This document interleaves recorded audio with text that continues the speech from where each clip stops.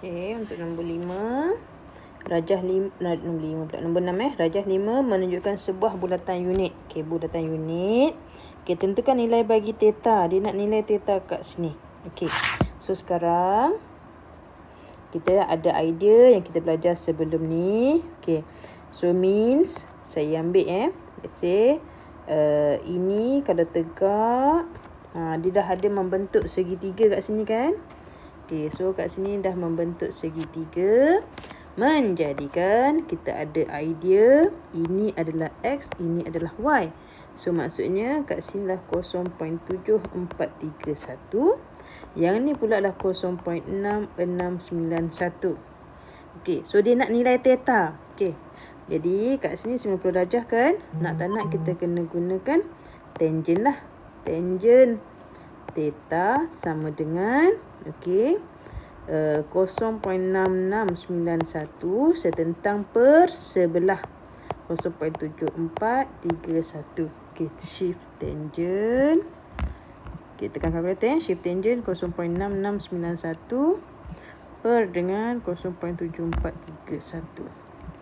Okey, so bermaksud theta akan dapat 42.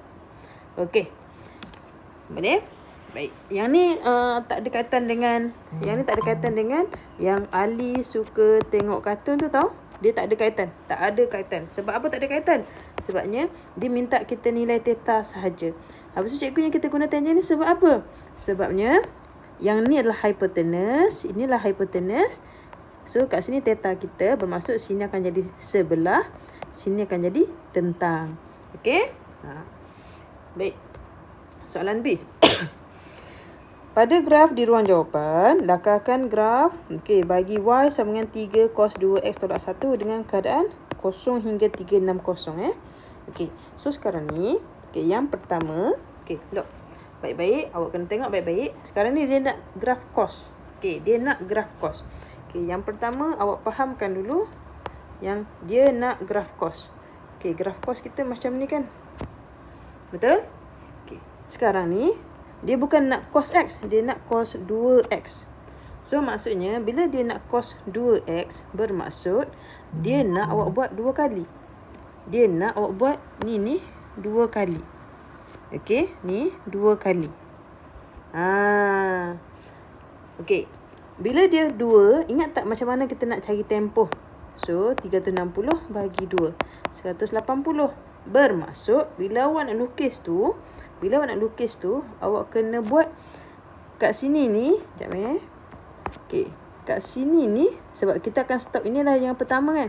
Sini dah 180, lepas tu kat sini dah 360. Maksudnya kat sini, separuh dia yang ni kan 90. Separuh yang ni 270. Kat situ faham Faham Kenapa? Sebab sini dah 180. So bila kat sini 180, sebab kita punya ni satu kan, graf cos yang lengkap macam ni sahaja kan. Tapi sekarang sebab soalan minta 2, so that's why kita buat 2 kali. Lepas tu asal-asal kat sini 1, sini negatif 1 kan. Sekarang ni adalah 3. Ini adalah 3. So bermaksud kat sini, maksudnya kat sini akan jadi 3, sini jadi negatif 3, betul? Faham kat situ dulu. Kenapa kat sini 3? Sebab kat sini 3. Kenapa kat sini negatif 3? Sebab kat sini adalah dia kat sini jadi 3, negatif 3. Sebab asal-asal sini adalah 1, sini negatif 1. Faham? Baik. Next adalah kat sini pula. Ini negatif 2. Maksud dia apa negatif 2 tu? Maksudnya yang ni, yang kat sini ni awak tolak dengan 1. Sebab ni tolak 1.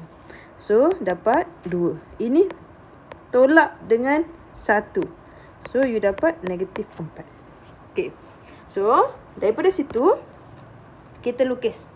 Kita lukis kepada graf yang sebenar dia. Let's say saya buat. Saya naik ke atas ni. Dah satu yang lengkap. Lepas tu saya buat lagi sekali. Dah 2 yang lengkap. Faham? Lepas tu kat sini adalah 2. Yang kat sini adalah negatif 4. So ada soalan? Ada soalan? Boleh? Boleh? Okey, insya-Allah.